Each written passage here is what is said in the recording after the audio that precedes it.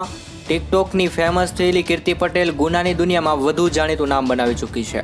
તેના વિરુદ્ધ થોડા સમય પહેલા જ વસ્ત્રાપુર પોલીસ સ્ટેશનમાં ફરિયાદ નોંધાઈ હતી, જે પહેલા મારામારી થઈ હતી અને અદાવત રાખી એક યુવકની ગંદા લખાણ લખીને ધમકી આપી હતી. જ્યારે આ ઉપરાંત સોશિયલ મીડિયા પર વાયરલ કરવા અંગે વસ્ત્રાપુર પોલીસે અલગ અલગ કલમ હેઠળ ગુનો નોંધવામાં આવ્યો હતો. જ્યારે ગઈકાલના રોજ ટિકટોક ગર્લ કીર્તિ પટેલની પોલીસ દ્વારા ધરપકડ કરવામાં આવી છે. જ્યારે વધુ આરોપી સામે કાર્યવાહી કરવામાં આવી છે અને માહિતી સામે આવી છે સુરત બાદ સેટેલાઇટ અને હવે વસ્ત્રાપુર પોલીસ સ્ટેશન જે છે.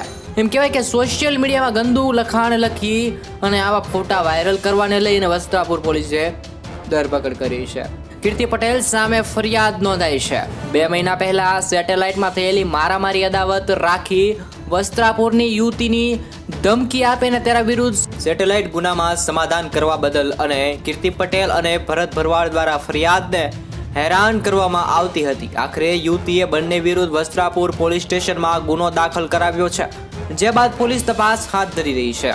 આ કેસમાં પોલીસ કીર્તિ પટેલની ધરપકડ થઈ છે, પરંતુ ભરત ભરવાડ અત્યારે ફરાર થઈ ગયા છે, જેની શોધ અત્યારે શરૂ છે. કીર્તિ પટેલ સામે સુરતના હત્યાના પ્રયાસ સહિત 3 અલગ અલગ ગુનાઓ નોંધાયા છે. આવી રીતે એમ કહેવાય, આને લઈને વધુ જાણકારી સૌથી પહેલા મેળવવા માટે જરૂરથી જેડી ન્યૂઝ ચેનલ પર જોડાયેલા રહો અને ચેનલને સબસ્ક્રાઇબ કરી નાખજો. ધન્યવાદ.